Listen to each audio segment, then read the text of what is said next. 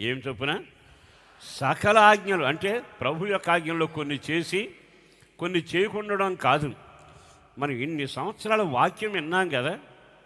మీరు మంచి మనస్సాక్షి కలిగిన వాళ్ళై ఇంచుమించు మీ లెక్క ప్రకారం కనీసం సంవత్సరానికి ఎన్ని వందల ప్రసంగాలు వినుంటారు, ఎన్ని వాక్యాలు వినుంటారు. వాటి ప్రకారం మీరు నడిచారా? నేను నడిచానండి, నడుస్తానని చెప్పగలవా? చాలా సంతోషం కదా. దాని ప్రకారం ఎక్కడ నడుస్తామండి? ఈ వారం బాగానే ఉంది, ఇది వినొచ్చు, బాగానే చేయగలం. కానీ వచ్చే వారం కొంచెం కఠినంగా దేవుడు మాట్లాడాడు అనుకోండి, దీని ప్రకారం మనం ఎక్కడ నడుస్తామండి?